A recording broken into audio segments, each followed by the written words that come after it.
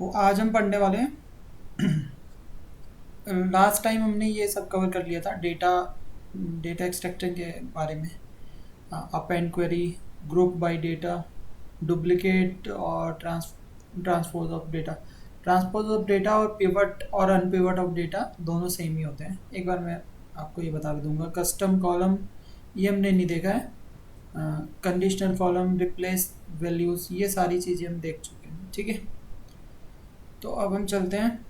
पहले तो एक बार मैं बता देता हूँ आपको ट्रांसपोज ऑफ डेटा क्या होता है। तो गेट डेटा पे क्लिक करेंगे और एक एक्सेल फाइल को इंपोर्ट करा लेंगे। तो ये एक्सेल शीट जो मैंने आपके साथ में लास्ट टाइम शेयर की थी वही हम इंपोर्ट करा देते हैं। सो unpivot and pivot of data और ट्रांसपोज ऑफ डेटा दोनों सिमिलर थिंग्स हैं। एक बार हम देख लेते हैं दोनों क्या चीज़, कैसे इसको अप्लाई कर सकते हैं।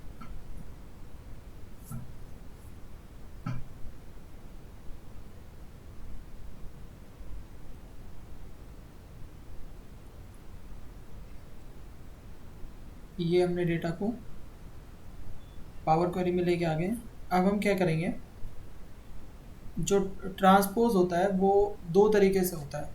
एक तो हमने बताया था ट्रांसफॉर्मेशन के लिए हम क्लिक करेंगे और क्लिक करने के बाद पिवट करेंगे, ट्रांसफॉर्म पे जाएंगे और यहाँ पे पिवट करेंगे। एक और दूसरा तरीका है अनपिवट करने का। तो देखिए ये जो पूरा डेटा जो हमारे पास में है ये इस फॉर्म में है, तो इसको मैं वर्टिकली घुमाना चाह रहा हूँ।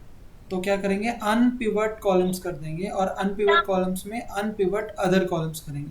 बेसिकली हम इसको छोड़ के बाकी सब कॉलम को अनपिवट करना चाह रहे हैं। तो जैसे ही मैं अनपिवट करूँगा तो देखो ये ऐसे आ जाएगा। तो अनपिवट अदर कॉलम्स या फिर हम पिवट करेंगे तो दोनों चीज़ें सेम ही रहती हैं। क्लियर? अब देखो ये अनपिवट कर दिया। अगर इसको हमें पिवट करना है तो क्या करेंगे, इस पर क्लिक करेंगे और क्लिक करने के बाद में पिवट कर देंगे कॉलम को। हमें पिवट करना है मंथ्स को, तो मंथ्स पे पहले क्लिक करेंगे, पिवट करेंगे और फिर जाएंगे कि किस वैल्यू के बेसिस पे हम करना चाह रहे हैं। तो इस वैल्यू के बेसिस पे करना चाह रहे हैं, तो ये वैल्यू आ गई। तो अब वापस में आ जाता हूँ एक बार। ये हमारा इनिशियल डेटा था, इसको हमने अनपिवट किया। और अनपिवट कैसे किया, अनपिवट अदर कॉलम्स पे जाके यहाँ पे अनपिवट का ऑप्शन रहता है, ट्रांसफॉर्म में जाने के बाद अनपिवट का ऑप्शन रहता है। या फिर दूसरा एक और तरीका रहता है कि अगर हम जिस भी कॉलम को हमें अनपिवट करना है, जिन जिन कॉलम्स को करना है उन सबको सेलेक्ट ना करके बाकी सबको करते हैं। जैसे हमें प्रोडक्ट सेल्स को नहीं करना है तो प्रोडक्ट सेल्स को क्लिक करेंगे, इस पर राइट क्लिक करेंगे। राइट क्लिक करने के बाद ऑप्शन आएगा अनपिवट अदर कॉलम्स का। जैसे ही मैं इस पर क्लिक करूँगा तो ये क्या करेगा, बाकी सब कॉलम को अनपिवट कर देगा। तो बेसिकली उसको ट्रांसपोज टाइप कर देगा, ट्रांसपोज होता है। तो unpivot columns and pivot columns are the different, like you can say it is a transpose of data, pivot and unpivot. Okay, it is synonym to transpose of data, pivot and unpivot. अब हम आगे बात करेंगे custom columns की। तो custom column कैसे applicable कैसे होता है एक बार ये देख लेते हैं। तो अभी मैं होम टैब पे जाता हूँ, न्यू सोर्स पे क्लिक करता हूँ और एक्सेल शीट पे जाता हूँ और एक नई शीट को यहाँ पे लोड कराऊंगा।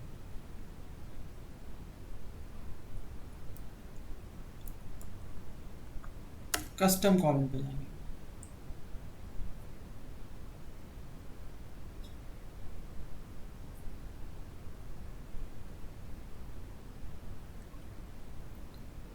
कस्टम कॉलम में हम एम्प्लॉय पे जाएंगे और उसको ओके करेंगे।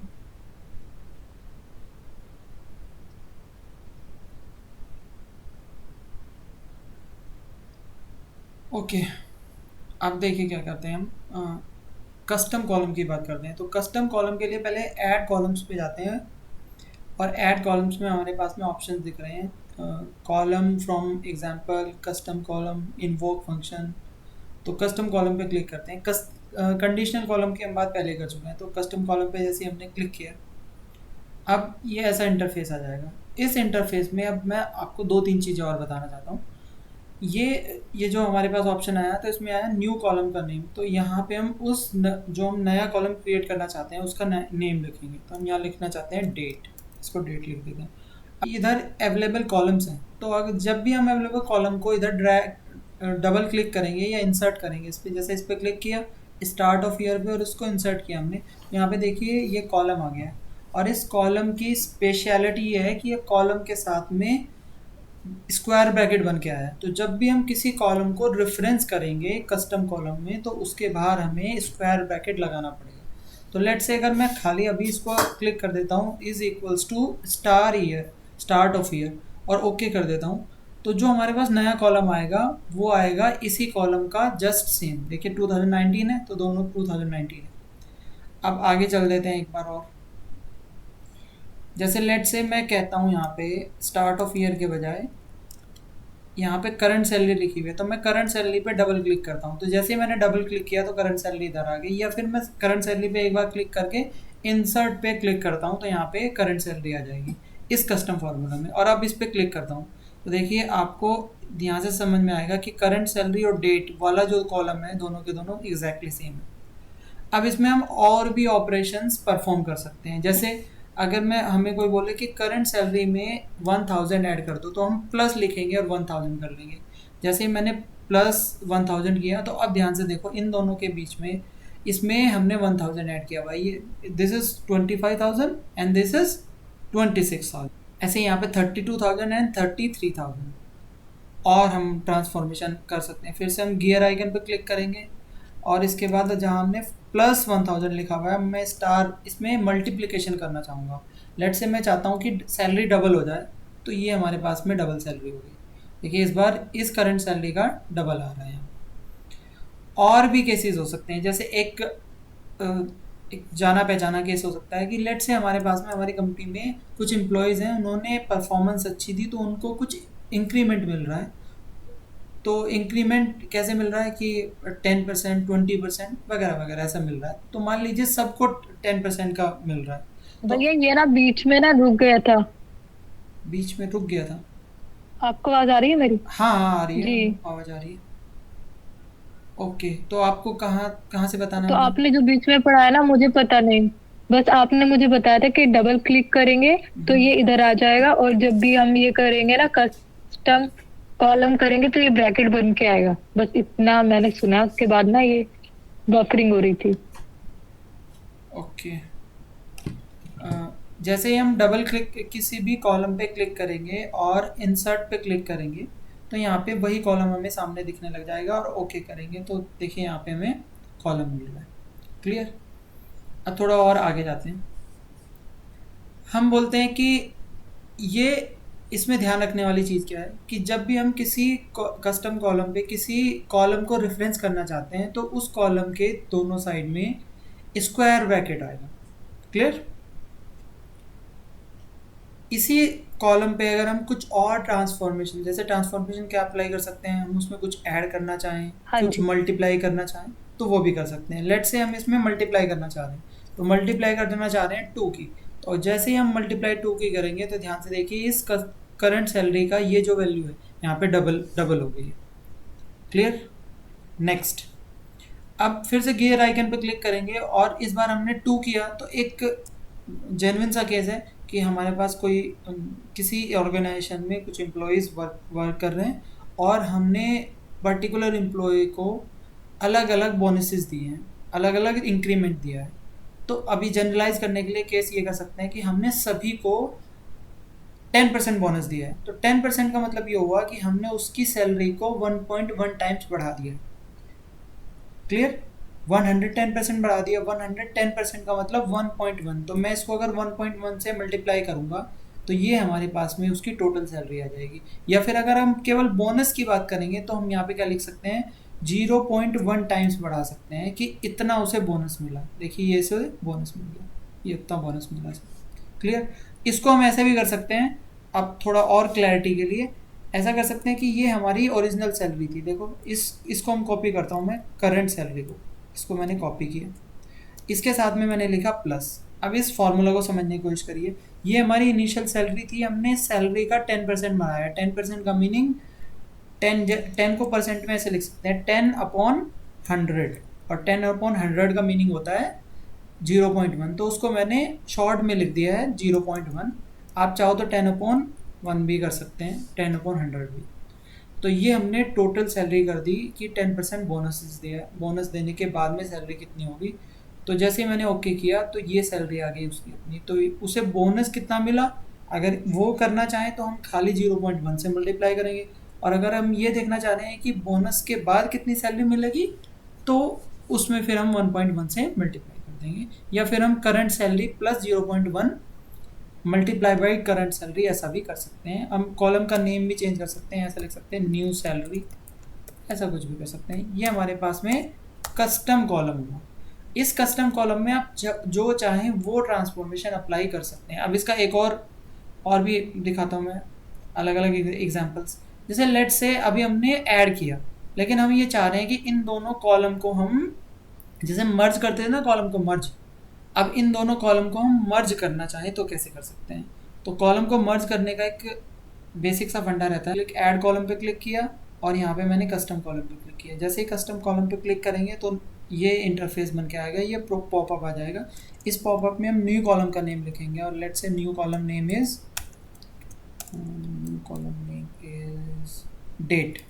ओके, अब देखिए हमने सबसे पहले स्टार्ट ऑफ ईयर को रेफरेंस किया, तो ये स्टार्ट ऑफ ईयर को रेफरेंस जैसे ही किया तो यहाँ पे स्टार्ट ऑफ ईयर बन के आ गया। अगर हम इसको थोड़ा सा साइड में लेके जाएं और सबसे पहले दो कॉलम्स को ध्यान से देखें, तो पहले कॉलम में लिखा हुआ है स्टार्ट ऑफ ईयर और दूसरे कॉलम में लिखा हुआ है start of month.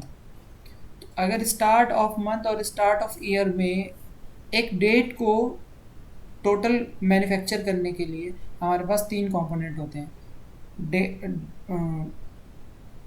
Date month and year.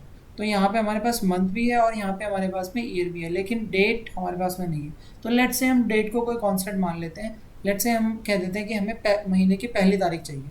तो अब देखिए हम क्या करेंगे, एक नया हम फॉर्मूला लगाने वाले हैं। यहाँ पे हम कस्टम कॉलम, ये जो हमने नया स्टेप क्रिएट किया था, इसके गियर आइकन पे क्लिक करेंगे, और गियर आइकन पे क्लिक करने के बाद में यहाँ पे देखिए अब एक नया फार्मूला लिखेंगे। नया फार्मूला कैसे लिखेंगे, हैश और डेट। और जैसे ही डेट लिखेंगे तो डेट के हमारे पास में तीन कंपोनेंट होंगे। कौन कौन से कंपोनेंट होंगे, सबसे पहले होगा उसका ईयर, तो ये हो गया हमारे पास ईयर। और जैसे हम किसी भी कॉलम को रेफरेंस करेंगे तो उसको किस में करेंगे, स्क्वायर ब्रैकेट में करेंगे, फिर कॉमा लगाएंगे। अब कॉमा लगाने के बाद में फिर हम स्टार्ट ऑफ मंथ पे क्लिक करेंगे, ये हमारे पास मंथ हो गया, और लास्ट की डेट आएगी 1। ये हमारे पास फॉर्मूला बन के तैयार हो गया है। और ये नीचे बता भी रहा है कि no syntax error have been detected. अगर इसमें कोई सिंटेक्स एरर होगा तो जैसे लेट से मैं 1 को भी डिलीट कर देता हूँ तो ये बोलेगा देखो एरर दिखाएगा, और एरर होगी जहाँ पे वहीं पे दिखाएगा, जिस रो में होगी। तो हमारे पास एक ही रो है तो ये बताएगा कि भाई इस रो में एरर है, आप फाइंड आउट कर लीजिए कहाँ पे। अब मैंने जैसे ही ओके किया तो हमारे पास में देखिए नया कॉलम बन गया। इस कॉलम को अगर ध्यान से देखें और हम पहले दो कॉलम्स को ध्यान से देखें तो देखिए डेट क्या बननी चाहिए यहाँ पे, 1 जून 2019, 1 अगस्त 2017, ऐसे सेकंड डेट बननी चाहिए, ऐसे थर्ड डेट बननी चाहिए 1 अगस्त 2015।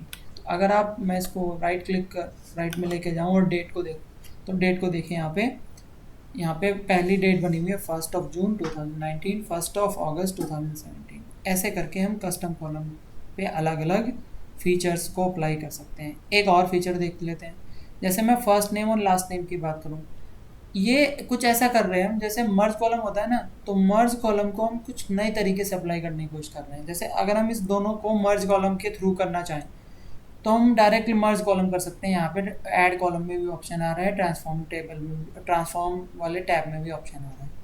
लेकिन इसको हम कस्टम कॉलम के थ्रू कैसे कर सकते हैं, तो हम पहले ऐड कॉलम पे जाएंगे, कस्टम कॉलम पे क्लिक करेंगे। जैसे ही हम कस्टम कॉलम पे क्लिक करेंगे तो ये पूछेगा हमसे कि what will be the name of this new column. तो लेट्स से हम कहते हैं फुल नेम। अब हम एक नया फॉर्मूला आता है, अगर आपने थोड़ी सी भी कोडिंग पढ़ी होगी तो कोडिंग में एक चीज़ होती है हमारे पास, M% बोलते हैं इसको। इस M% में क्या होता है, ये किसी भी दो चीज़ को कॉनकैटिनेट कर देता है, जोड़ देता है। ठीक है, जैसे अगर हम बोलें एक और एक को जोड़ेगा, जोड़ना मैथमेटिकल वाला नहीं, साइड बाय साइड रख के जोड़ेगा। तो अगर एक और एक को जोड़ेंगे तो क्या हो जाएगा, 11 हो जाएगा। अगर 1 और 5 को जोड़ेंगे तो 15 हो जाएगा। ऐसे ही अगर फर्स्ट नेम और लास्ट नेम को जोड़ेंगे तो पूरा नाम बन जाएगा। तो अब देखिए सबसे पहले हमें फर्स्ट नेम और लास्ट नेम को जोड़ने के लिए पहले फर्स्ट नेम लाना पड़ेगा, और फर्स्ट नेम को लाने के लिए क्या करना पड़ेगा, फर्स्ट नेम पे डबल क्लिक करो, और डबल क्लिक करने पे देखो आपने क्या देखा, कॉलम का नेम और उसके बाहर स्क्वायर ब्रैकेट, फिर उसके बाद M% लगाएंगे, और M% लगाने के बाद में लिखेंगे लास्ट नेम, और लास्ट नेम पे डबल क्लिक करेंगे और ओके कर, ये हमारे पास में नया नेम बन गया। लेकिन इस नए नेम में कुछ प्रॉब्लम है। प्रॉब्लम क्या है कि फर्स्ट नेम और लास्ट नेम के बीच में कोई स्पेस नहीं है। तो स्पेस के लिए क्या करेंगे, फिर से हम गियर आइकन पे क्लिक करेंगे, और अब क्या करेंगे, एंड, यहाँ पे भी एक नया एंड लगाएंगे, और बीच में अब हम कुछ नया लिखने की कोशिश करेंगे। तो नया कैसे लिखेंगे, डबल इन्वर्टेड कॉमा में लिखेंगे स्पेस। तो क्या होगा, देखो पहले फर्स्ट नेम आएगा, उसके बाद में स्पेस आएगा, और उसके बाद लास्ट नेम आएगा, और ओके कर देंगे। जैसे ही आपने ओके किया तो देखिए इस बार फुल नेम के फर्स्ट नेम और लास्ट नेम के बीच में एक स्पेस आ गया। अब हमने ट्रांसफॉर्मेशन के सारे कॉन्सेप्ट हमने सीख लिए हैं। अब नेक्स्ट चलते हैं हम अपने डेटा मॉडलिंग की तरफ और डैक्स की तरफ। न्यू सोर्स पे जाता हूँ, एक्सेल शीट पे जाता हूँ, और हमारे पास एक डेटा हुआ करता था ग्लोबल सुपर स्टोर। तो ग्लोबल सुपर स्टोर को मैं यहाँ पे इंपोर्ट कराता हूँ। ये हमारे पास में global super store data import हो गया। इसके पास 3 टेबल्स हैं, तो अभी हम एक ही टेबल को इंपोर्ट कराते हैं, ऑर्डर टेबल को। तो ऑर्डर टेबल को मैंने इंपोर्ट करा लिया, ये पावर क्वेरी में आ गया। तो जैसे ही हम पावर क्वेरी में इसको इंपोर्ट करा लेंगे, ये हमारे पास में डेटा आ गया। अब हम ध्यान से देखना है इसमें, इस टेबल को, बाकी सब में दोनों टेबल्स को पहले डिलीट कर देता हूँ।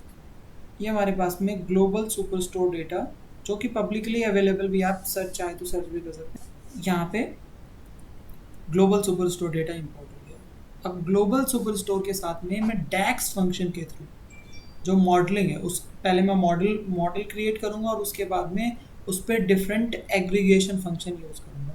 अब यहाँ पे 2-3 इंपॉर्टेंट कॉन्सेप्ट आएंगे, उसको आपको ध्यान से समझना है। तो सबसे पहले तो मैं इसमें अप्लाई, क्लोज एंड अप्लाई पे क्लिक करता हूँ। जैसे मैं क्लिक करता हूँ तो यहाँ पे ये हमारे पास में डेटा लोड हो गया। डेटा जो लोड हुआ है उसको आप राइट साइड में यहाँ पे देख सकते हैं। ये ऑर्डर्स करके एक टेबल बनी है हमारे पास, उसमें डिफरेंट कॉलम्स हैं, बहुत सारे कॉलम्स हैं। अब सबसे पहले हम एक काम करेंगे कि हम एक नई टेबल क्रिएट करेंगे, कैलेंडर टेबल। कैलेंडर टेबल इसलिए क्योंकि हमें डिफरेंट टाइम ट्रेंड एनालिसिस करनी होगी, और ट्रेंड एनालिसिस के लिए हमें कैलेंडर टेबल चाहिए होती है। तो हम कैलेंडर टेबल की पहले बना लेते हैं, कैलेंडर टेबल। तो कैलेंडर पे क्लिक करेंगे और फंक्शन लिखेंगे कैलेंडर ऑटो। जैसे ही हम कैलेंडर ऑटो फंक्शन लिखेंगे, कैलेंडर ऑटो पे मैंने क्लिक कर दिया।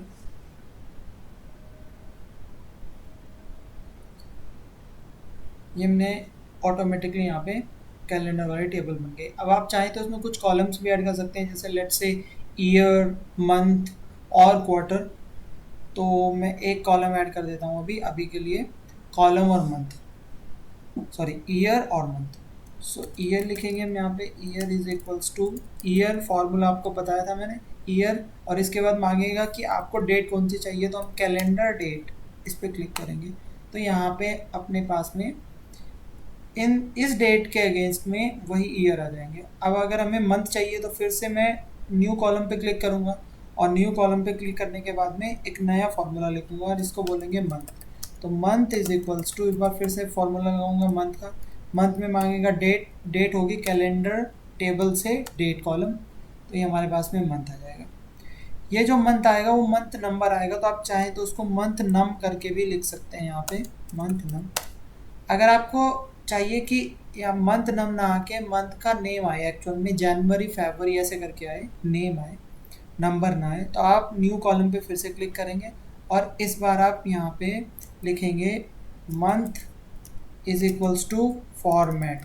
फॉर्मेट में लिखेंगे आप पहले वैल्यू आएगी आपकी कस्टम डेट, फिर उसके बाद नेक्स्ट में मांगेगा किस फॉर्मेट में। तो फॉर्मेट आपको मैंने बताया था कि आप 3 बार एम लिखेंगे और फिर इसको क्लोज कर देंगे। तो अगर आप 3 बार एम लिखेंगे तो यहाँ पे मंथ आ जाएगा शॉर्ट फॉर्म में, 4 बार लिखेंगे तो कंप्लीट आ जाएगा।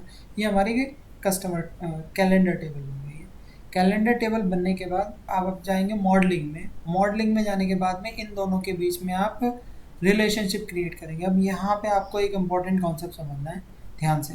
सबसे पहले तो ये कि आप किन 2 टेबल्स के बीच में रिलेशनशिप क्रिएट करना चाहते हैं। तो उसके लिए आप पहले डेटा व्यू में जाके एक बार गो थ्रू भी कर सकते हैं पूरे डेटा को कि किस किस से जा सकते हैं। तो अभी के लिए हमें क्या समझ में आ रहा है कि देखो ऑर्डर डेट और कैलेंडर टेबल की एक रिलेशनशिप बन जाएगी। लेकिन टेबल ऑर्डर डेट के जस्ट साइड में एक और हमारे पास में कॉलम है शिप डेट। तो जैसे हमसे कोई ये भी पूछ सकता है कि लेट से बताइए कि भाई शिप डेट का भी कुछ कॉन्सेप्ट आ सकता है। जैसे ऑर्डर डेट के हिसाब से ये आ सकता है कि हमने कितने ऑर्डर किए। तो हमें ये भी तो बोल सकता है कोई कि बताइए किसी पर्टिकुलर डेट में कितने नंबर ऑफ ऑर्डर हुए। जैसे अगर मैं इसकी बात करूँ यहाँ पे और इसको मैं यहाँ पे शॉर्ट फिल्टर कर दूँ सॉर्ट असेंडिंग। तो सॉर्ट असेंडिंग में हमारे पास में ये बता रहा है कि शिप डेट और ऑर्डर डेट की बात करें तो देखो ऑर्डर डेट 3 ऑफ जनवरी को कितने ऑर्डर हुए थे, 2 ऑर्डर हुए थे। और 3 ऑफ जनवरी को शिप कितने हुए, 2 ही ऑर्डर हुए। 1 जनवरी को 2 ऑर्डर शिप ऑर्डर तो हुए थे लेकिन शिप कोई नहीं हुआ था। क्लियर। ऐसे ही 4th 5th की बात करते हैं। 4 जनवरी में कोई भी ऑर्डर शिप नहीं हुआ। 5th जनवरी में 2 हुए हैं। 5th जनवरी के बाद फिर आगे 6 पे आते हैं तो 6 में भी 2 हुए हैं। ऐसा करके नंबर ऑफ काउंट बता रहे हैं। और देखिए जिस डेट में किसी पर्टिकुलर डेट में ऑर्डर रिसीव होना और ऑर्डर का शिप होना ये दोनों के दोनों अलग इवेंट्स हैं। तो इससे हमें यह पता चलता है कि ऑर्डर डेट और शिप डेट दोनों की इंपॉर्टेंस इक्वल है। अब हमने क्या देखा था, हमने ये देखा था कि हम रिलेशनशिप क्रिएट करने के लिए ऑर्डर डेट और डेट इन दोनों को तो कर देंगे। कैसे, देखिए ऑर्डर पे गए, ऑर्डर को ड्रैग एंड ड्रॉप करके डेट के ऊपर लेके आ गए तो यहाँ पे एक रिलेशनशिप क्रिएट होगी। और रिलेशनशिप कैसी होगी, 1 to many। क्यों? क्योंकि ऑर्डर डेट जो हो रही है हमारी रिपीट हो रही है और कैलेंडर डेट में सारी डेट यूनिक है, इसीलिए 1 to many वाली रिलेशनशिप है। ये इस पे हम पहले भी बता चुके हैं। अब जब हमें याद आया कि शिप डेट के साथ में भी कैलेंडर डेट की रिलेशनशिप बन सकती है। क्यों? क्योंकि अगर हमें शिप डेट के अकॉर्डिंग रिजल्ट चाहिए तो फिर हमें शिप डेट के पास ही जाना पड़ेगा। तो जैसे हमने शिप डेट के पास गए और कैलेंडर के पास गए तो जैसे मैंने रिलेशनशिप क्रिएट की तो देखिए इस बार डिफरेंस आया। क्या डिफरेंस आया? ये जो डिफरेंस है ये यहाँ पे डॉटेड लाइन है और एक यहाँ पे सॉलिड लाइन है। तो डॉटेड लाइन का मीनिंग ये हुआ कि डेट और शिप डेट के बीच में रिलेशनशिप एग्जिस्ट तो कर रही है लेकिन वो एक्टिव नहीं है। और कैसे पता करेंगे, इस पर डबल क्लिक करेंगे एक बार। जैसे ही आपने once you double click it और देखिए यहाँ पे क्या लिखा हुआ है, मेक दिस रिलेशनशिप एक्टिव। अगर यहाँ पे चेक बॉक्स होता, ये क्लिक होता तो ये रिलेशनशिप एक्टिव होती और नहीं तो ये एक्टिवेटेड है। अगर आप इसको क्लिक करेंगे और क्लिक करने के बाद में ये बोलेगा आपसे you can not create a direct relationship between order and calendar table. क्यों? क्योंकि there is already a relationship exist between these two tables. तो अगर पहले से ही इन दो टेबल के बीच में रिलेशनशिप क्रिएट हो रखी है तो आप एक नई एक्टिव रिलेशनशिप नहीं बना सकते। उसके लिए आपको क्या करना पड़ेगा, पहले वाले को इनएक्टिव करना पड़ेगा और इसको एक्टिव करना पड़ेगा। इसके रिगार्डिंग हम और चर्चा करेंगे। बस ये ध्यान रखिए कि दो टेबल्स के बीच में 2 से ज़्यादा रिलेशनशिप बन सकती है, एक या एक से ज़्यादा रिलेशनशिप क्रिएट हो सकती है। But the condition is only one relationship will be active and all other relationship will be inactive relationship. ये बात ध्यान रखनी है। और ओके। अब रिलेशनशिप जो एक्टिव होगी उसी के अकॉर्डिंग फिल्टर होगा, जो इनएक्टिव रिलेशनशिप होगी उसके अकॉर्डिंग फिल्टर्स और फंक्शंस काम नहीं करेंगे। हम कैसे इनएक्टिव रिलेशनशिप को एक्टिव बनाएंगे ये हम अभी सीखेंगे, ठीक है, थोड़ी देर में ही। तो ये कॉन्सेप्ट हुआ हमारा। तो जैसे अगर मैं डेट और कॉलम के बीच में मैं आपको एक विजुअल बना के दिखा देता हूँ। जैसे हम रिपोर्ट व्यू में जाते हैं और हम पहला विजुअल बनाते हैं, विजुअल नहीं बनाते, पहले हम टेबल पर क्लिक करते हैं। जैसे ही हमने टेबल पे क्लिक किया तो ये हमारे पास में विजुअल आ गया। पहले मैं डेट को लाता हूँ, चलो मैं डेट को ले आया। डेट को नहीं लेके आते हैं, पहले मंथ को लेके आते हैं। ये हमारे पास में मंथ आ गया। तो यहाँ पे अब सारे मंथ आ गए, ठीक है, ओके। मंथ को भी हमने सॉर्ट करने का तरीका बताया था आपको कि मंथ को कैसे सॉर्ट कर सकते हैं। तो मंथ वाले कॉलम पे जाएंगे, इसको सॉर्ट करेंगे, sort by column month number के हिसाब से, तो ऑटोमेटिकली डेटा सॉर्ट हो जाएगा। जैसे क्लिक करेंगे तो अभी आपको छोटा छोटा दिख रहा होगा, तो मैं इसको थोड़ा सा मॉडिफाई कर देता हूँ। तो उसके लिए क्या करेंगे, हम पहले फॉर्मेट में जाएंगे, फॉर्मेट विजुअल में, और वैल्यूज़ पे क्लिक करेंगे। और वैल्यूज़ पे क्लिक करने के बाद में इसकी वैल्यू को बढ़ाते जाएंगे। अभी 10 है ना, तो लेट से इसको कर देते हैं 20, और 20 करने के बाद में आपको डेटा ठीक दिखने लगा है। अभी आपको हेडर्स ठीक नहीं दिख रहे हैं तो कॉलम हेडर्स पे जाएंगे और उसकी वैल्यू को बढ़ा देंगे, इसको भी 20 कर देंगे और इसको कर देंगे बोल्ड में। ये हमारे पास में एक टेबल बन गई है। टेबल में हमारे पास में जो हमारे 12 मंथ्स होते हैं वो आ गए हैं। अब इस मंथ के अगेंस्ट में मैं देखना चाहता हूँ कितनी हमारी सेल्स हुई है, तो सेल्स कॉलम को हम यहाँ पे लाते हैं और ड्रैग एंड ड्रॉप कर देते हैं। ये तो हमने पहले ही सीखा हुआ है, ठीक है। अब हम कुछ नया करने वाले हैं। देखो सम ऑफ सेल्स लिखा, हम सम ऑफ सेल्स ये ऐसे आ गया, तो इसका मीनिंग ये हुआ कि जितने भी जनवरी के महीने थे उन सब में टोटल सेल्स इतनी हुई। अब इसको सीखने वाले हैं हम मेजर्स के थ्रू। तो मेजर्स के थ्रू कैसे सीखेंगे, पहले मैं न्यू मेजर पे क्लिक ओके। करूंगा। जैसे ही मैं न्यू मेजर पे क्लिक करूंगा तो ये हमारे पास में एक ऑप्शन आ जाएगा इधर, यहाँ पे एक ये फार्मूला बार बनेगा। अब इस फार्मूला बार में हम लिखेंगे यहाँ पे सबसे पहले टोटल सेल्स। तो जैसे टोटल सेल्स लिखेंगे ये नए मेजर का नेम होगा इक्वल्स टू के पहले, फिर आप लगाएंगे फार्मूला। फार्मूला कौन सा लगाएंगे, सम का। तो सम क्या कहता है कि किसी भी टेबल के किसी भी कॉलम का सम कर सकता है।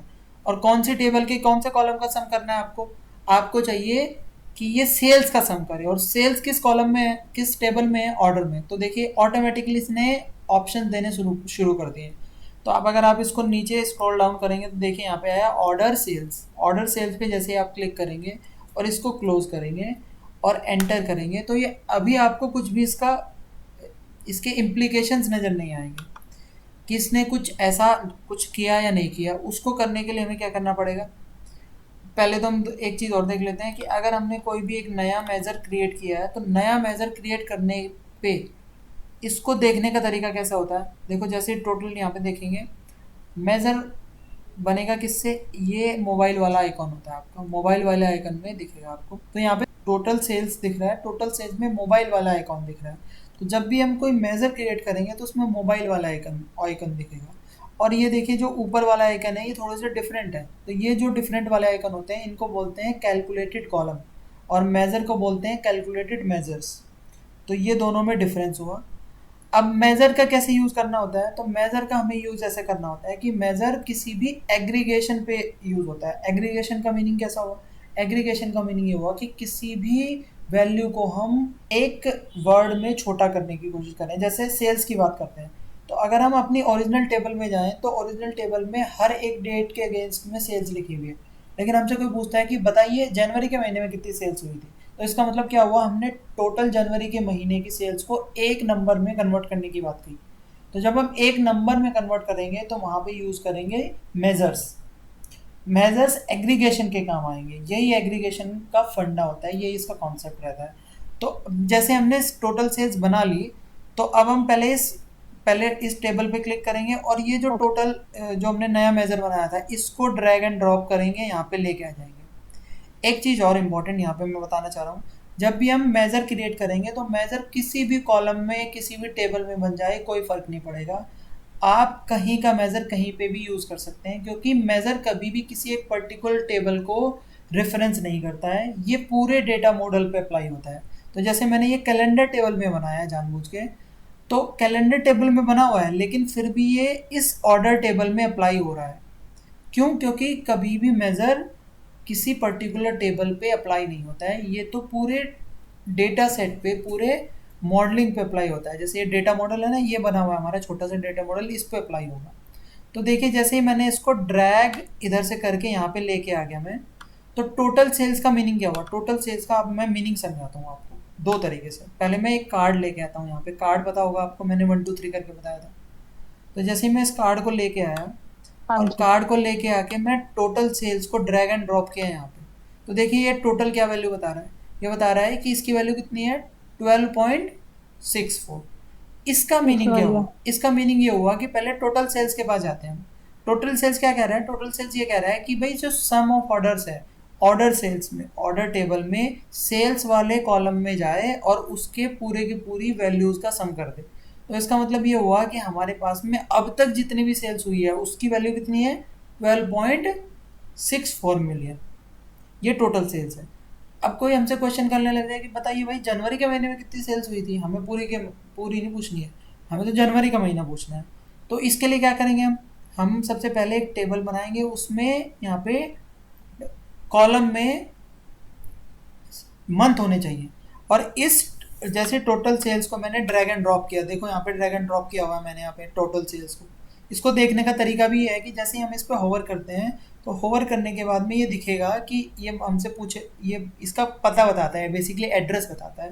तो एड्रेस क्या लिखा हुआ है यहाँ पे कि ये कैलेंडर टेबल का पार्ट है और उसमें किसको रेफरेंस कर रहा है, टोटल सेल्स को। तो जैसे ही हम कैलेंडर टोटल टेबल में सेल्स। जाएंगे तो टोटल सेल्स में जाएंगे तो दिखेगा हमें ये तो हमारा एक मेजर बना हुआ है। क्लियर। ऐसे ही यहाँ पे सम ऑफ सेल्स दिख रहा है, तो सम ऑफ सेल्स को क्या बता रहा है, ये बता रहा है कि सम ऑफ ऑर्डर्स ऑफ सेल्स, मतलब ऑर्डर सेल्स, ऑर्डर टेबल के सेल्स कॉलम की पे ये अप्लाई हो रहा है। तो ये मेजर नहीं है, ये तो हमने खाली ड्रैग एंड ड्रॉप किया है। अब देखो, इससे भी यही वैल्यू आ रही है और मेजर से भी यही वैल्यू आ रही है। मेजर अब कैसे काम करेगा, देखो यहाँ पे जब मेजर के पास में कोई फिल्टर नहीं था, कोई एक्स्ट्रा नहीं था, तो उसने क्या किया, पूरे कॉलम का सम कर दिया। और जब यहाँ पे मंथ आ गया तो ये मंथ आने से क्या हुआ, इस मंथ ने ऑटोमेटिकली एक फिल्टर लगा दिया है। और ये फिल्टर क्या काम कर रहा है, ये फिल्टर ये कह रहा है कि जो आपकी टोटल सेल्स थी वो कितनी थी, 12.64 मिलियन। इस 12.64 मिलियन में जनवरी का पार्ट कितना है, 6.766788 इतना पार्ट है। फरवरी का कितना पार्ट है, इतना पार्ट है। तो इसने जहां जहां पे भी 554। जहां पे भी फेब का पार्ट था उस सबको क्या कर दिया, फिल्टर कर दिया।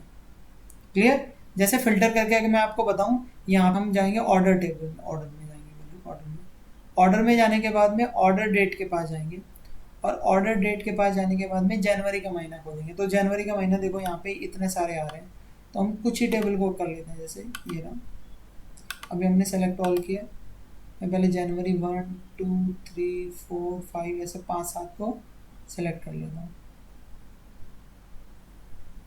ये हमने सेलेक्ट कर लिया, लेट से हमने सबको सेलेक्ट कर लिया, ऐसे एज्यूम कर लो। तो ये हमने जैसे इसको फिल्टर किया तो देखो हमारे पास में कहाँ तक की वैल्यू आ रही है, केवल जनवरी की वैल्यू आ रही है। जनवरी के अलावा देखो कोई वैल्यू नहीं आ रही है। तो अब क्या करेगा, पहले ये अपनी टेबल को फिल्टर कर लेगा और फिर उसके बाद किस कॉलम में जाएगा, उसके बाद जाएगा सेल्स कॉलम में। और देखिए ये अपनी सेल्स कॉलम थी और इस सेल्स कॉलम को सम कर देगा। तो सम करने के बाद में जो वैल्यू आएगी वही हमारी वैल्यू यहाँ पे दिख रही है।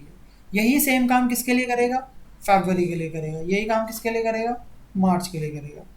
अब अगर आप इसमें कोई और नई चीज़ ऐड करना चाहते हो, लेट से मैं ईयर की बात कर लेता हूँ, तो अब मैं यहाँ पे मंथ को हटा देता हूँ। मैंने मंथ को हटा दिया तो देखो यहाँ पे टोटल सेल्स कितनी आ रही है, 12.64 मिलियन। ये और ये दोनों बराबर है, टोटल सेल्स है। अभी इसमें कोई फिल्टर नहीं लगा हुआ है, ठीक है।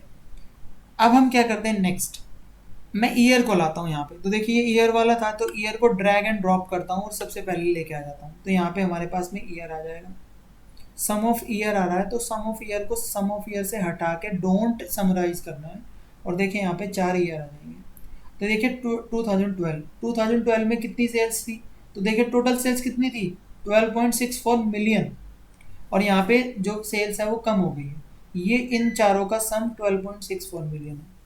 तो इसका मीनिंग क्या हुआ, इसका मीनिंग ये हुआ कि अगर आप टेबल व्यू में जाएंगे और टेबल व्यू में जाने के बाद में यहाँ ऑर्डर डेट पे जाएंगे और फिल्टर क्या लगाएंगे, 2012 वाला।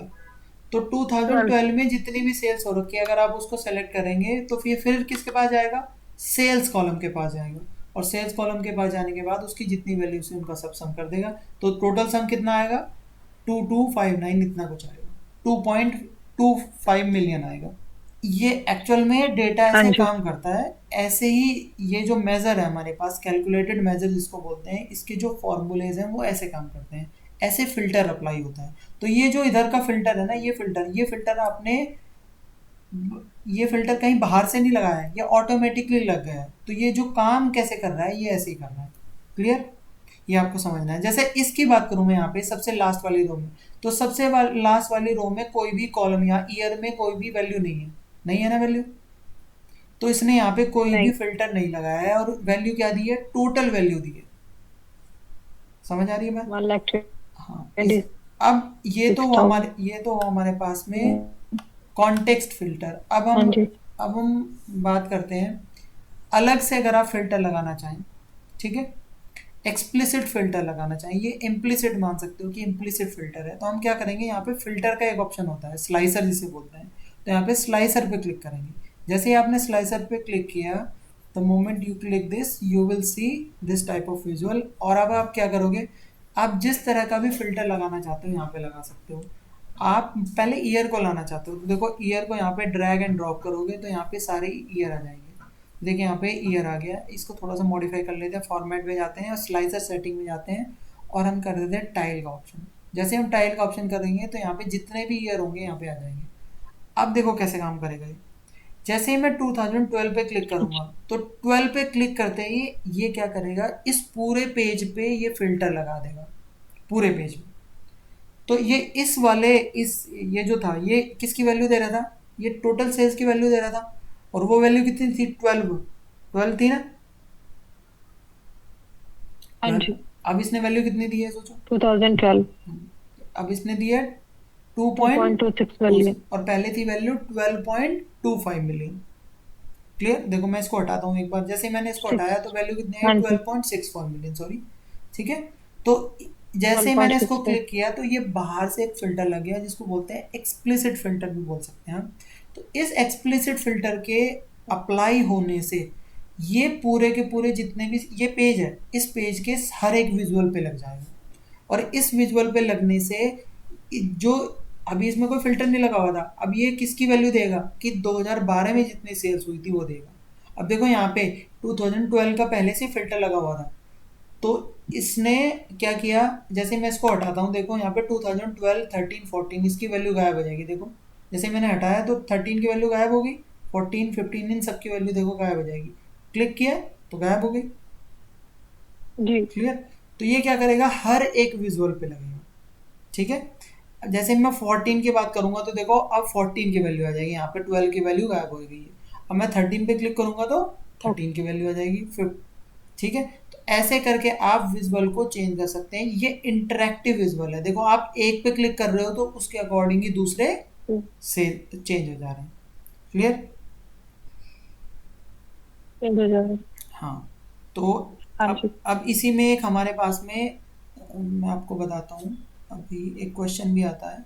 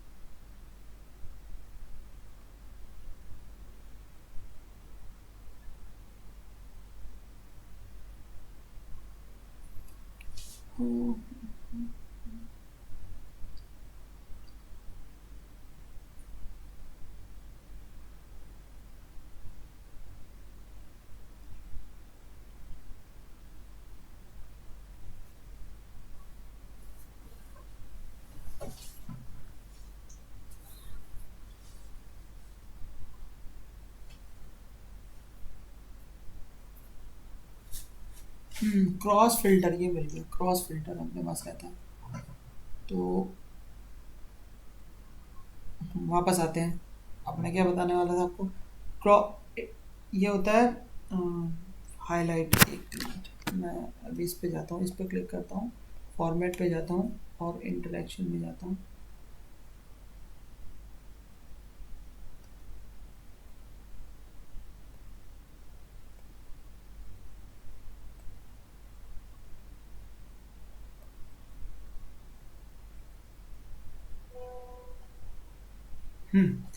अब क्या होता है, दो हमारे पास में टर्म होते हैं, cross filter and cross highlight. कौन से टर्म होते हैं, cross filter and cross highlight. अब ये क्रॉस क्रॉस, हाईलाइट। हाँ क्रॉस हाईलाइट और क्रॉस फिल्टर क्या होते हैं, ध्यान से देखिए। पहले मैं इसको क्लिक कर लेता हूँ और एक बार हम्म, एक मैं और ग्राफ बना लेता हूँ ताकि उससे आपको ज़्यादा क्लियर हो जाए। लेट्स से यहाँ पे मंथ की बात कर लेते हैं, मंथ और सेल्स।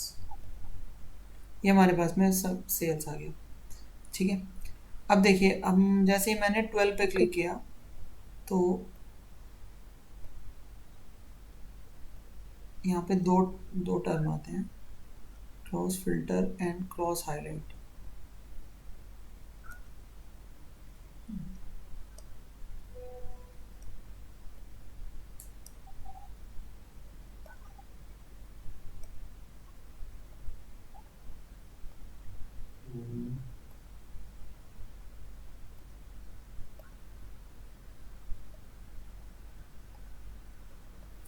हाँ जी, अब ये टर्म देखना, ये बाद में आपको, अब हम बात करने वाले cross filter and cross highlight की। तो क्रॉस फिल्टर और क्रॉस हाईलाइट क्या होता है, ये ध्यान से देख लेते हैं। क्रॉस फिल्टर और क्रॉस हाईलाइट काम करता है दो विजुअल्स के बीच में, स्लाइसर के बीच में नहीं। डू रिमेम्बर वन थिंग, ये जो हमारे पास में है इसको बोलते हैं स्लाइसर। ये जो लिखा हुआ है यहाँ पे, जो बना हुआ है विजुअल, जी जी। इस विजुअल का नाम है स्लाइसर। स्लाइसर मीन जो, जैसे स्लाइसर्स। पिज्जा का केक का कट करते हैं ना, तो स्लाइस अलग अलग बना लेते हैं। तो ये बेसिकली आपके जी एक्चुअल डेटाबेस को, डेटा सेट को अलग कट करने का काम करता है, छोटे छोटे पार्ट में, टुकड़ों में अलग कट कर लेता है। तो जैसे the moment you click on the 2012 year, तो ये क्या करेगा कि आपके पास जितना भी ईयर होगा केवल 2012 वाली स्लाइस को ही अलग कर देगा, बाकी स्लाइस को अलग, और 2012 वाली स्लाइस को अलग। ठीक है, तो 12 पे क्लिक किया तो देखिए यहाँ पे सारी वैल्यूज 12 वाली आ गई, सारी वैल्यूज अलग अलग चेंज हो गई। तो जब हम फिल्टर पे क्लिक करते हैं तो फिल्टर के केस में आपको सारी वैल्यूज स्लाइस अलग होके दिखती है।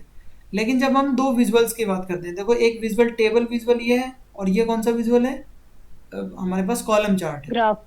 एक column chart. Column okay. Chart है। तो जब हम इन दोनों के बीच में बात करते हैं तो इन दोनों के बीच में दो इंटरेक्शन होते हैं, एक होता है क्रॉस हाईलाइट और एक होता है क्रॉस फिल्टर। क्रॉस हाईलाइट क्या होता है और क्रॉस फिल्टर क्या होता है, देखो जैसे ही मैंने यहाँ पे 2012 पे, अब ध्यान से देखना, मैंने स्लाइसर पे क्लिक किया 2012 पे तो सारी वैल्यूज कम हो गई। अब मैं इसी 2012 को यहाँ पे क्लिक करता हूँ, इस वाले 2012 को, तो देखो जैसे ही मैंने यहाँ पे क्लिक किया तो ध्यान से देखना, यहाँ पे इधर वाले पे 2012 वाली वैल्यू हाईलाइट हो गई, पहले इधर की बात देख लो, और बाकी सारी चीजें ग्रेड आउट हो गई हैं।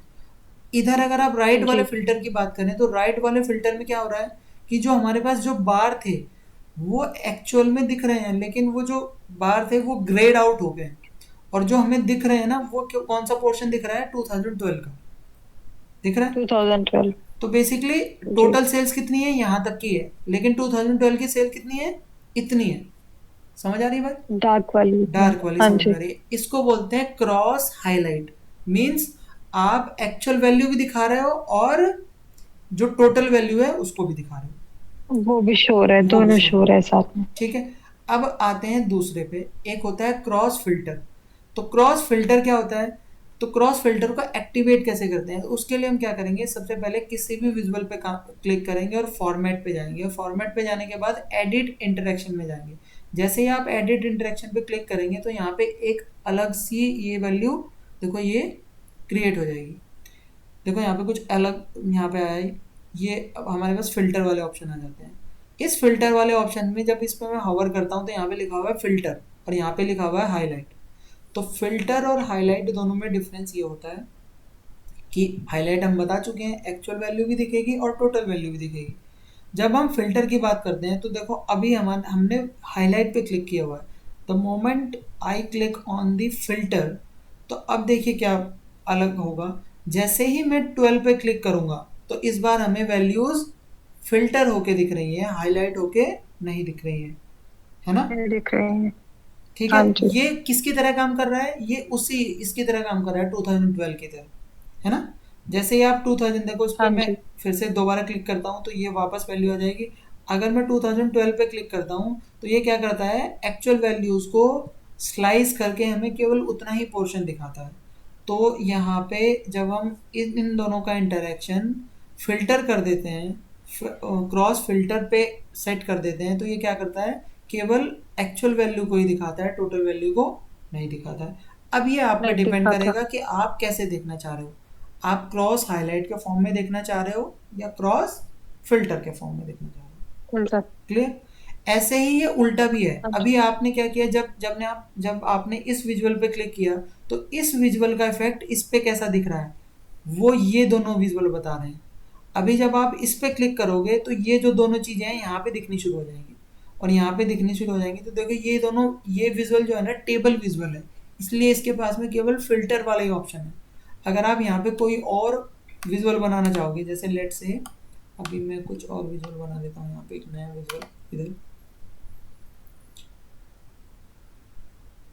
लेट से मैं बना देता हूँ पाई चार्ट। अब पाई चार्ट में बना देता हूँ कि भाई हमारे पास में जो टोटल सेल्स है, टोटल सेल्स कंट्री वाइज देख लेते हैं, ठीक है। कंट्री वाइज हमारे पास टोटल सेल्स हो गई। ये चलो कंट्री वाइज में देख के हम मार्केट वाइज देख लेते हैं, ताकि हमें चीज़ें थोड़ी सी आसान दिखे, ठीक है। अब देखो हमने इस पे क्लिक किया हुआ है, इधर इस पे क्लिक किया हुआ है, तो देखो यहाँ पे तो एक ऑप्शन दिख रहा है हमें फिल्टर का, और अगर हम इस पे देखेंगे तो हमें यहाँ पे फिल्टर के एक्चुअली दो ऑप्शन दिख रहे हैं। मैं थोड़ा सा और ऊपर लेके जाता हूँ। यहाँ पे हमें देखो, जैसे ही मैं इस पे क्लिक करता हूँ तो यहाँ पे बाई चार्ट पे हमें दो ऑप्शन दिख रहे हैं। पाई चार्ट पे हमें क्रॉस फिल्टर का ऑप्शन दिख रहा है और क्रॉस हाईलाइट का भी।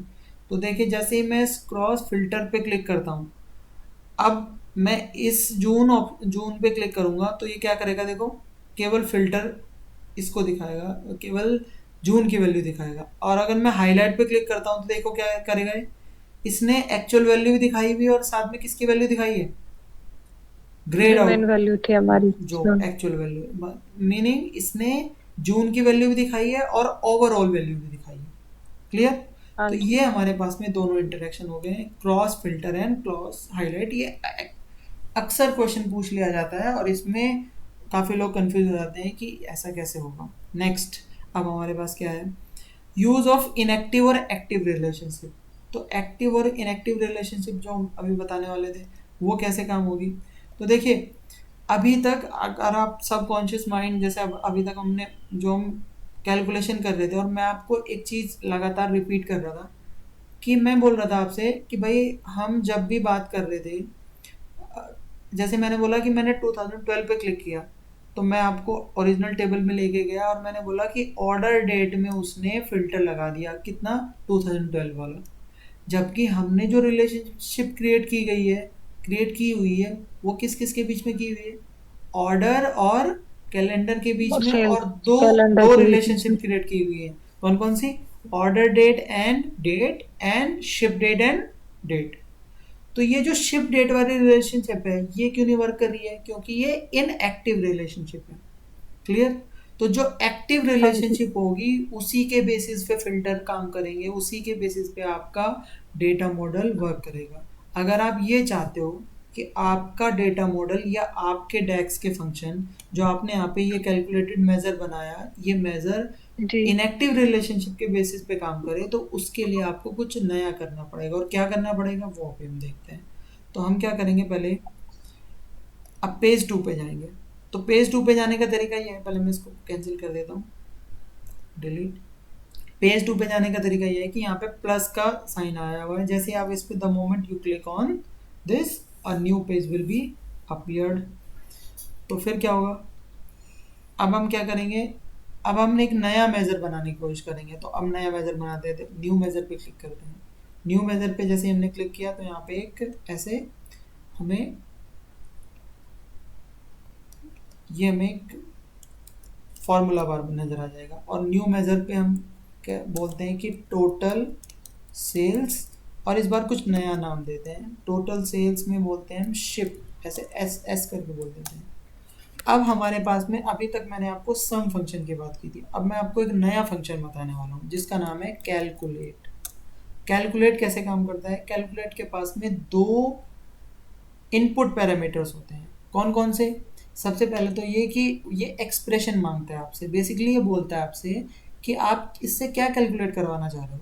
तो आप क्या करोगे, इससे क्या कैलकुलेट कराओगे, यहाँ पे मैं फॉर लिखता हूँ सम। जैसे ही यहाँ पे मैंने सम लिखा और उसके बाद में पैरेंथेसिस लगाया, तो ये पूछेगा किसका सम कराना चाह रहे हो। तो किसका सम कराना चाह रहे हो, ऑर्डर के, ऑर्डर टेबल के सेल्स का। ये आपने, सेल्स। ये तो उसका पहला पैरामीटर होगा, इसमें आ गया पहला। अब आप यहाँ सम के बजाय आप कुछ और भी करा सकते थे। बहुत सारे फंक्शंस हैं, ठीक है, जो भी कराना चाहें। तो अभी हमने सम करा लिया। अब जो नेक्स्ट फंक्शन आएगा वो आएगा हमारा फिल्टर। क्या आएगा? फिल्टर। तो बेसिकली जो फिल्टर। नया नया जो पैरामीटर होगा ये फिल्टर की तरह काम करेगा इस पे। तो फिल्टर हम अब फिल्टर के लिए हम क्या यूज़ करेंगे, देखो अब हम एक नया फॉर्मूला यूज़ करेंगे, यहाँ पे एक नया फंक्शन यूज़ करेंगे। क्या यूज़ करेंगे? Use relationship.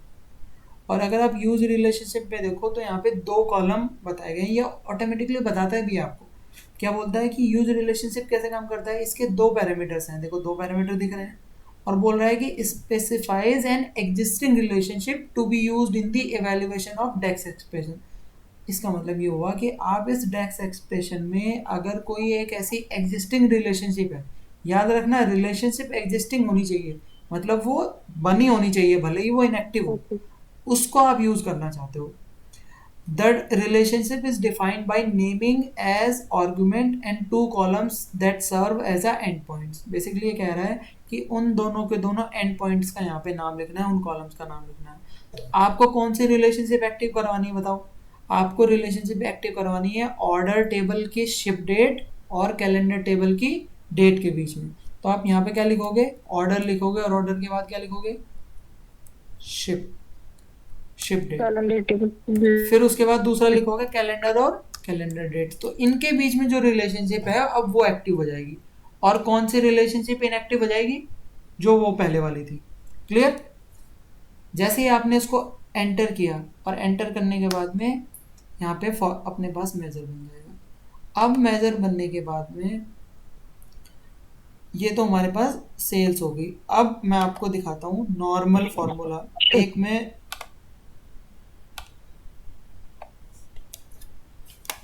टेबल बनाता हूँ यहाँ पे, एक नहीं दो टेबल बनाता हूँ, और दोनों के बीच में आपको कंपैरिजन करके दिखाता हूँ। दो टेबल मैंने बनाई यहाँ पे, एक टेबल ये और एक टेबल ये। पहले वाली टेबल में मैं मंथ को लाता हूँ यहाँ पे। देखिए यहाँ पे पहली टेबल में मंथ को क्लिक किया, मंथ को ड्रैग एंड ड्रॉप किया।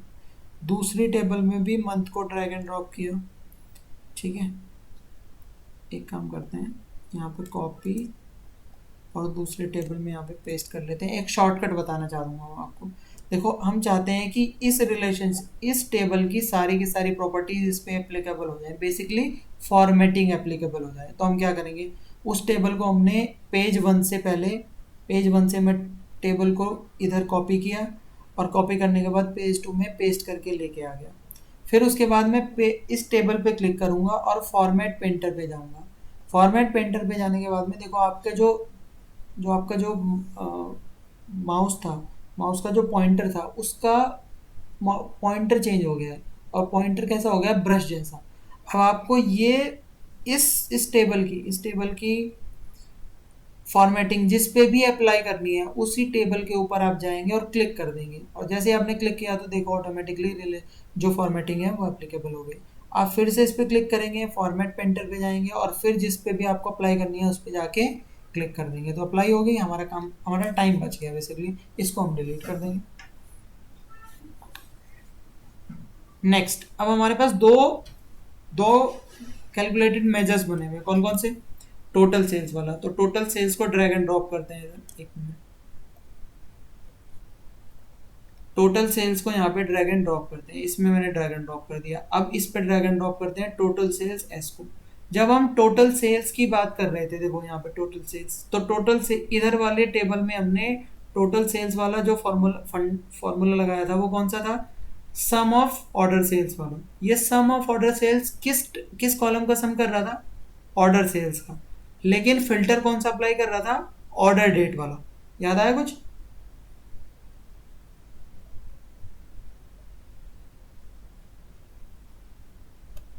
हेलो?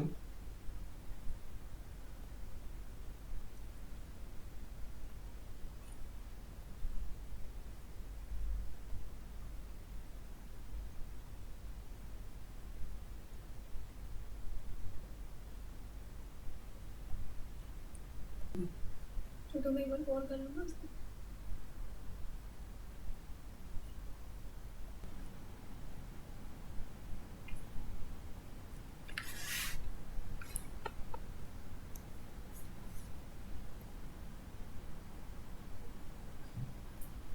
सो अगर हम इस टेबल की बात करते हैं तो इस टेबल पे हमारा फॉर्मूला, हमारा जो मेज़र अप्लाई हो रखा है वो ऑर्डर वो ऑर्डर डेट वाला मेज़र अप्लाई हो रखा है। अगर हम इसकी बात करें तो इसके लिए जो हमारी रिलेशनशिप एक्टिव है वो एक्टिव है ऑर्डर ऑर्डर डेट की, ऑर्डर टेबल के ship date versus calendar table की डेट के बीच में जो रिलेशनशिप एक्टिव है वो रिलेशनशिप एक्टिव है। तो अगर हम इन दोनों टेबल्स की बात करें तो इस टेबल पे टोटल सेल्स वाला मेजर एक्टिव है और इस टेबल पे total sales underscore S active है। इस टेबल पे हमारी जो रिलेशनशिप एक्टिव है वो रिलेशनशिप एक्टिव है ये वाले relationship, that is order date and calendar. और अगर हम इसकी बात करें इस टेबल की तो इस टेबल में हमारे पास में शिप डेट और कैलेंडर टेबल की डेट कॉलम के बीच में रिलेशनशिप एक्टिव है। तो इसीलिए ध्यान से देखिए, जो जनवरी के जब हम बात करते हैं तो जनवरी के केस में जो सेल्स आ रही है वो डिफरेंट है और इस केस में जनवरी की सेल्स अलग है। ऐसा क्यों? अब इसकी कैलकुलेशन की अगर हम बात करें तो इस केस में लेफ्ट टेबल में जो हमारी कैलकुलेशन अप्लाई हो रही है वो कुछ ऐसे हो रही है कि अगर हम डेटा मोड टेबल व्यू में जाएंगे, टेबल व्यू में जाने के बाद में ऑर्डर्स टेबल में जाएंगे और ऑर्डर डेट में जाएंगे तो ऑर्डर डेट पे फिल्टर अप्लाई होगा जनवरी वाला। और अगर हम बात करेंगे इस राइट टेबल की तो इस केस में जो हमारा फिल्टर अप्लाई होगा वो शिप डेट पे होगा और शिप डेट में फिल्टर अप्लाई होगा जनवरी मंथ का। तो जनवरी मंथ का जैसे अप्लाई होगा तो देखिए मैं करके भी दिखा देता हूँ। सेलेक्ट ऑल, लेट्स से हमने 4-5 जगह फिल्टर अप्लाई कर दिया। तो अब ये फिल्टर अप्लाई जनवरी के मंथ में होगा और फिर ये किस कॉलम का सम करेगा? सेल्स वाले कॉलम का सम करेगा। तो इन दोनों में ये फ़र्क हुआ हमारे पास में। यही यूज रिलेशनशिप का एप्लीकेशन भी हो गया कि कैसे हम यूज़ कर सकते हैं। नेक्स्ट, अब हमारे पास में कौन कौन से और कॉलम्स आ सकते हैं? तो अब हमारे पास में डिफरेंट टाइप के फंक्शंस हो सकते हैं जो डैक्स के फंक्शन होते हैं। तो कौन कौन से डैक्स के फंक्शन होते हैं एक बार अगर हम जाएं तो डैक्स के फंक्शंस मैं सर्च करता हूँ online, DAX functions in power BI, तो एक लिंक खुलेगा हमारे पास में माइक्रोसॉफ्ट का। तो माइक्रोसॉफ्ट ये लिंक बता रहा है कि हमारे पास कितने टाइप के फंक्शंस होते हैं। there are number of types of functions like aggregation functions, date time functions, filter functions, financial functions, information, logical, math and trick functions, other functions, statistical functions, time intelligence functions। तो हम इसमें से कुछ अपने function पढ़ने वाले हैं। सबसे पहले हम एग्रीगेशन फंक्शन की बात करेंगे। तो एग्रीगेशन में हम कौन कौन से फंक्शन पढ़ सकते हैं? जैसे एवरेज हुआ, एवरेज क्या करता है? किसी भी कॉलम का एवरेज कर देता है, अर्थमेटिक मीन जैसे यहाँ पे लिखा भी हुआ। काउंट में क्या करता है? किसी भी टेबल के किसी भी कॉलम पे काउंट, बेसिकली काउंट अप्लाई करता है। और यहाँ पे देख के अगर हम ध्यान से भी देखेंगे, it counts the number of rose in a specified column of a table that counts non blank value. तो अगर आपके पास कोई एक टेबल होगी और उसमें कोई कॉलम होगा तो उस कॉलम में जितनी भी नॉन ब्लैंक वैल्यूज होंगी, नॉन ब्लैंक मीन्स कोई भी ब्लैंक वैल्यू नहीं होनी चाहिए, नल वैल्यू नहीं होनी चाहिए, तो सारी नॉन ब्लैंक वैल्यूज को ये काउंट करेगा। नॉन ब्लैंक से मेरा मतलब ऐसा नहीं है कि अगर उसमें स्पेस होगा तो वो नॉन ब्लैंक है, वो नॉन ब्लैंक नहीं होगा। नॉन ब्लैंक ये होगा जहाँ पे नल वाली वैल्यू होगी, NULL लिखा होगा, जिसमें एक्चुअल में सब कुछ एम्प्टी होगा। ठीक है, ये काउंट फंक्शन होगा हमारा। मैक्स फंक्शन क्या करता है? ये किसी भी कॉलम के सबसे मैक्स वैल्यू को काउंट कर लेता है, मिनिमम को काउंट कर लेता है। सम मैं ऑलरेडी बता ही चुका हूँ। रिटर्न प्रोडक्ट क्या करता है? किसी दो नंबर्स का प्रोडक्ट कर लेता है। तो एक एक करके हम इन सबको देख लेते हैं। तो लेट से हम एक मेज़र बनाते हैं, हम इसमें यहाँ पे राइट क्लिक करते हैं या न्यू मेज़र पे क्लिक कर लेते हैं। तो सबसे पहले मैक्स की बात कर लेते हैं, तो मैक्सिमम सेल की बात कर लेते हैं हम। तो हमने मैक्सिमम सेल्स और हम मैक्स कॉलम की बात करते हैं। देखो मैक्स फंक्शन की, तो मैक्स फंक्शन पे क्लिक किया हमने। अब ये हमसे पूछेगा कि किस कॉलम पे आप अप्लाई करना चाहते हो। तो हम करना चाहते हैं ऑर्डर टेबल की सेल्स कॉलम पे अप्लाई। ये हमने इसको अप्लाई कर दिया, ये हमने नया मेज़र बना लिया है। अब हम क्या करेंगे, कार्ड को लेके आएंगे, एक नए विजुअल को लेके आएंगे कार्ड। मैं एक नया पेज बना लेता हूँ ताकि आपको अच्छे से दिखे। ये हमने कार्ड बना लिया। अब इस कार्ड पे हम अप्लाई करते हैं मैक्सिमम सेल्स वाला कैलकुलेटेड मेजर। जैसे हम इस मेजर को अप्लाई करेंगे तो देखिए हमारे पास में जो सेल आई है वो आई है 22.64 के।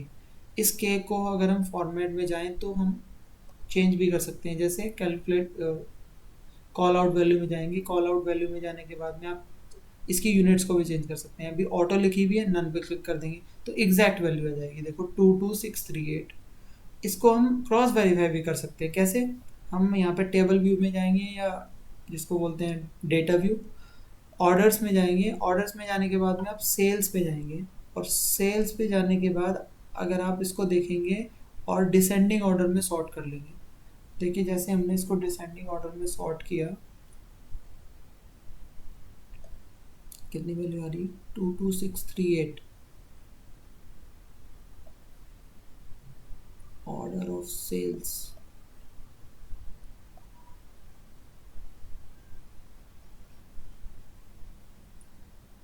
ये तो नहीं आ रही वैल्यू, ऐसे कैसे।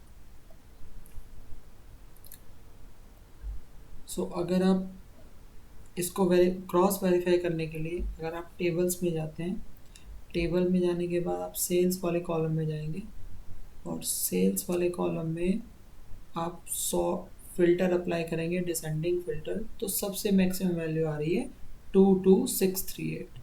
ये हम क्रॉस वेरीफाई कर सकते हैं। सिमिलरली हम मिनिमम सेल्स की बात भी कर सकते हैं। तो मैक्सिमम की जगह हम क्या अप्लाई करेंगे, MIN मिनिमम, और यहाँ पे लिखेंगे मिनिमम सेल्स। जैसे हमने यहाँ पे मिनिमम सेल्स लिखा तो यहाँ पे मिनिमम वैल्यू आ रही है 0.44। इसको क्रॉस वेरीफाई करने के लिए अब हम इसको जाएंगे हम टेबल व्यू में और डेटा व्यू में, और उसके बाद ऑर्डर टेबल के सेल्स कॉलम में जाएंगे और सेल्स कॉलम को असेंडिंग ऑर्डर में सॉर्ट कर देंगे। तो देखिए सबसे मिनिमम वैल्यू कितनी है 0.44, जो कि यहाँ पे क्लियर। और भी हम टैक्स फंक्शन देख सकते हैं। सम हम ऑलरेडी देख चुके हैं, मिन और मैक्सिमम देख चुके हैं। अब हम काउंट की बात कर लेते हैं। तो काउंट के केस में क्या करेंगे, सिमिलरली ऐसे ही कर लेंगे हम। अब मिनिमम की जगह, मिन की जगह हम यहाँ पे काउंट कर लेंगे अप्लाई। काउंट क्या बोलेगा कि इस टोटल नंबर ऑफ ऑर्डर्स कितने हुए, तो ये हमारे पास में टोटल नंबर ऑफ ऑर्डर्स होंगे। तो इसको हम चेक भी कर सकते हैं कि देखिए यहाँ पे टोटल नंबर ऑफ ऑर्डर्स कितने हैं, रोज़ कितनी है 51,290 रोज़, इतनी रोज़ हैं। तो ये हमारे पास रोज़ मैच कर रही हैं। क्लियर। अब नेक्स्ट फंक्शन में जाते हैं। अब हम जाते हैं डेट और टाइम फंक्शन में। तो डेट और टाइम फंक्शन में हमारे पास कौन कौन से फंक्शन है, डेट फंक्शन हुआ हमारे पास, डेट डिफरेंस हुआ, day, E of month, hour, minute, month. तो इसमें जो जो हमारे पास इंपॉर्टेंट फंक्शंस हैं वो हम एक एक करके देख लेते हैं। सबसे पहले तो हम जाते हैं टेबल व्यू में, और टेबल व्यू में जाने के बाद कैलेंडर टेबल में जाते हैं। तो कुछ फंक्शंस हम इसमें से ऑलरेडी देख चुके हैं। जैसे ईयर की बात कर चुके हैं तो ईयर फंक्शन हम देख चुके हैं, तो ये ईयर फंक्शन हम देख चुके हैं। नेक्स्ट हम मंथ नंबर की बात करते हैं तो मंथ वाला फंक्शन ये भी हम देख चुके हैं। नेक्स्ट फॉर्मेट फंक्शन अलग से है, ये फॉर्मेट भी देख चुके हैं। अब हम क्वार्टर की बात कर लेते हैं। तो क्वार्टर कैसे आएगा, तो न्यू कॉलम पे क्लिक करेंगे। ये कैलकुलेटेड कॉलम बनाना चाहेंगे हम। कैलकुलेटेड कॉलम का नेम क्या होगा वो हम डिसाइड कर लेते हैं। कैलकुलेटेड कॉलम का नेम होगा हमारे पास में क्वार्टर, और फॉर्मूला हम यहाँ अप्लाई करेंगे क्वार्टर, और इसमें देखेंगे हम कैलेंडर ऑफ डेट। तो जैसे ही हम अप्लाई करेंगे तो हमारे पास में क्वार्टर आ जाएगा। अगर आप चाहें कि इस क्वार्टर के साथ में Q1 और Q2 लिखा है तो आप एक काम और कर सकते हैं, यहाँ पे लिख देंगे इन्वर्टेड कॉमास में Q, और इसके बाद एक एंड फंक्शन लगाएंगे। और जैसे ही आप एंड फंक्शन लगाएंगे देखिए यहाँ पे वैल्यूज आ जाएगी Q1 और Q2। तो ये 1 के साथ में Q1 ऐड हो जाएगा। तो अब हमें नज़र आ रहा है कि ये कौन सा क्वार्टर है। यहाँ पे हम फिल्टर हटा के बाकी सब क्वार्टर्स भी देख सकते हैं। तो देखिए हम Q1, Q2, Q3, ये हमारे पास में डेट डेट टाइम फंक्शंस हो गया। डेट टाइम फंक्शन और भी डेट टाइम फंक्शंस है, जैसे एक इम्पॉर्टेंट फंक्शन आता है डेट डिफरेंस। डेट डिफरेंस से पहले हम एक दो फंक्शन और देख लेते हैं, जैसे कि एंड ऑफ मंथ। तो ये end of month, new column पे क्लिक करेंगे, नया कैलकुलेटेड कॉलम बनाएंगे और यहाँ पे लिखेंगे end of month. End of month में हम फंक्शन अप्लाई करेंगे ई of month. E of month क्या कर रहा है, इसकी फंक्शनैलिटी क्या है, ये वर्क कैसे करेगा, आप यहाँ पे होवर करके जैसे आप फॉर्मूला लिखना शुरू करेंगे तो ये बताएगा भी कि कितने नंबर ऑफ पैरामीटर्स हैं। So there are 2 number of parameters and what it does, it actually returns the date in date time format of the last day of the month before and after a specified number of months। तो basically क्या करेगा कि आपको ये बताएगा कि किसी भी मंथ के किसी पर्टिकुलर मंथ के नेक्स्ट में या बिफोर में, जैसे 2 महीने बाद, जैसे लेट से हम आज की बात करते हैं तो अभी महीना हमारा चल रहा है सितंबर, तो सितंबर के नेक्स्ट वाले मंथ की एंड डेट देखना चाहते हैं तो ये भी बता देगा। उससे 2 महीने बाद की डेट देखना चाहते हैं तो ये भी बताएगा। 2 महीने पहले की डेट देखना चाहते हैं एंड डेट, तो ये भी बताएगा।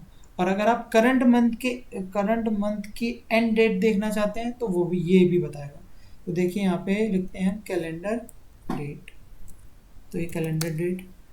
अब जो पैरामीटर होंगे हमारे पास में मंथ में अगर आप 0 लिखोगे तो 0 बताएगा करंट मंथ की एंड डेट। तो यहाँ पे देखिए इस रो में हमारे पास में जो इस रो में जो डेट थी वो थी 1 जनवरी। तो 1 जनवरी का एंड 1 जनवरी की महीने की एंड डेट होगी 31 जनवरी।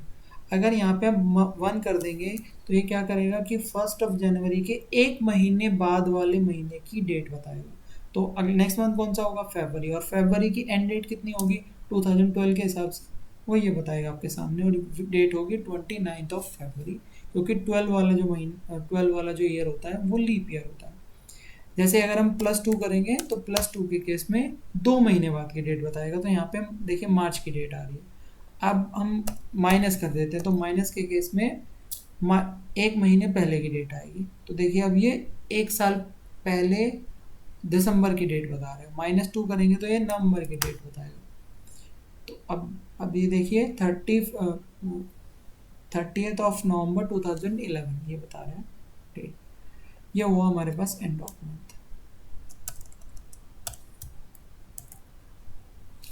एक एंड ऑफ मंथ होता है, एक होता है ई ऑफ मंथ और एक एंड ऑफ मंथ होता है। तो ई ऑफ मंथ और एंड ऑफ मंथ में क्या रहता है फर्क, अगर आप एंड ऑफ मंथ केवल उसी मंथ के एंड की डेट बताएगा। देखिए कैलेंडर ऑफ डेट में जब मैं एंड ऑफ मंथ की बात करता हूँ तो ये केवल करंट मंथ के एंड की डेट बताता है, नेक्स्ट मंथ और प्रीवियस मंथ के महीने की लास्ट डेट को ये नहीं शो करता है। ठीक है, ये दोनों में डिफरेंस हो गया। और फंक्शन देख लेते हैं। अब एक सबसे इंपॉर्टेंट फंक्शन आता है डेट डिफरेंस फंक्शन। तो डेट डिफरेंस फंक्शन कब यूज़ करेंगे, डेट डिफरेंस के लिए हमें जाना पड़ेगा ऑर्डर टेबल में, क्योंकि उसमें हमारे पास में 2 डेट्स हैं, जैसे ऑर्डर डेट और शिप डेट। तो ऑर्डर डेट और शिप डेट को अगर हम दोनों को माइनस करें तो बेसिकली हमें ये पता चलेगा कि ऑर्डर को शिप होने में जनरली कितना टाइम लग रहा है। तो देखिए हम क्या करेंगे, सबसे पहले न्यू कॉलम पे क्लिक करेंगे। तो न्यू कॉलम पे जैसे क्लिक करेंगे तो नया कैलकुलेटेड कॉलम तैयार हो जाएगा और हम बोलेंगे यहाँ पे शिपिंग टाइम, ये हमारा शिपिंग टाइम हो जाएगा। और यहाँ पे हम एक नया डेट डिफरेंस अप्लाई करेंगे। डेट डिफरेंस में पूछता है कि सबसे पहले वाली डेट बताइए। तो सबसे पहले वाली डेट होगी order date of orders of order date, order table की ऑर्डर डेट होगी। दूसरी जो डेट होगी हमारी ऑर्डर टेबल की शिप कॉलम के बारे में हम बात करेंगे। अब तीसरा जो हमारा पैरामीटर है वो होता है इंटरवल। इंटरवल इंपॉर्टेंट पैरामीटर है। आप जो डेट डिफरेंस जानना चाहते हैं वो किस टर्म में जानना चाहते हैं, whether you want to whether you want to find the answer in days, hours, minute, month, seconds, quarter, week or year. So let's say we want answer in days, so we will select days and enter. तो हमारे पास में जो ये नया calculated column बन के आएगा, ये बेसिकली ये बता रहा है कि किसी पर्टिकुलर ऑर्डर को, इस ऑर्डर को शिप होने में 4 दिन का टाइम लगा, इसको ये सेम डे शिप हो गया। तो देखिए अगर हम यहाँ पे जाएंगे भी इधर, तो इसकी शिप डेट और ऑर्डर डेट दोनों सेम है, मीन्स ये सेम डे हमारे पास में डिलीवर हुआ है। तो अगर आप ऐसे एनालिटिक्स और भी देख सकते हैं, अगर यहाँ पे मैं शिपिंग डेट की बात करूँ और इसको फिल्टर कर दूँ 0 पे, देखिए ये सारे वो सारे ऑर्डर्स हैं जो कि सेम डे डिलीवर हुए हैं। और इन सेम डे के बारे में यहाँ पे इंफॉर्मेशन मिल रही है नीचे कि out of 51,290 those 2600 orders were shipped on the same date. Okay, so ऐसे करके आप देख सकते हैं। नेक्स्ट,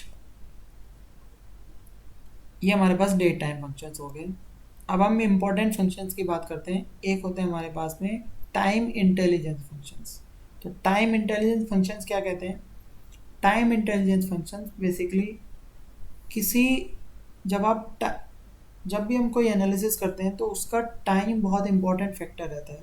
लेट्स से हम ये चाहते हैं कि हमारी, जैसे सेल्स की बात करते हैं, इस महीने की सेल्स कितनी थी, प्रीवियस मंथ की सेल कितनी थी, पिछले महीने इसी दौरान कितनी सेल्स थी, लास्ट ईयर कितनी सेल्स थी, अब तक कितनी सेल्स हो रखी है। तो हम, अब हमारी जितनी कैलकुलेशन है वो टाइम बेस पे ही रहती है।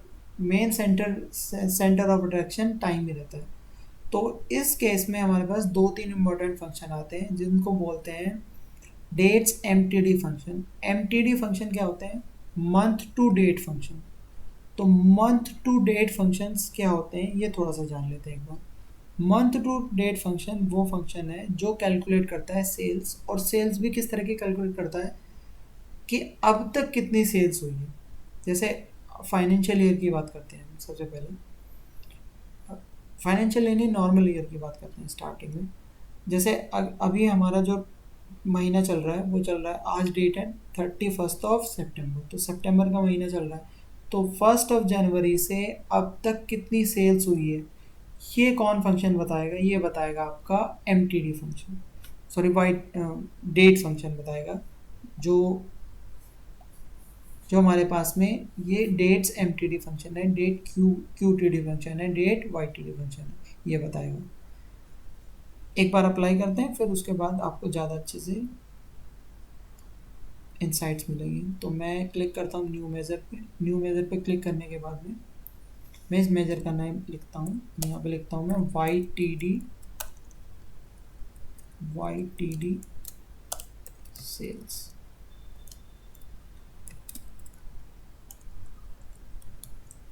पहले हम फॉर्मूला अप्लाई करेंगे डेट्स वाई टी डी वाले करेंगे। तो डेट्स मंथ वाला कर लेते हैं। कौन सा कॉलम अप्लाई करेंगे इसमें? ऑर्डर वाला, ऑर्डर ऑफ सेल्स। ये हमने बना लिया। अब मैं टेबल के फॉर्म में आपको दिखाऊंगा तो ज़्यादा अच्छे से आपको समझ में आएगा। तो हम फिर से वही काम करते हैं। पहले कॉल टेबल को यहाँ पे लेके आते हैं, इसको पेस्ट करते हैं और इसका फॉर्मेट प्रिंटर इसमें कॉपी कर देते हैं और इसको कर लेते हैं डिलीट। अब हमारे पास में इस कॉलम में, इस टेबल में वही सारी प्रॉपर्टीज़, वही सारी फॉर्मेटिंग आ गई है। अब मैं क्या करता हूँ, पहले मैं मंथ की बात करता हूँ, यहाँ पे मंथ लेके आ जाता हूँ, फिर उसके बाद में वाई टी डी सेल्स को लेके आ जाता हूँ। डेट्स क्या किया फॉर्मूला,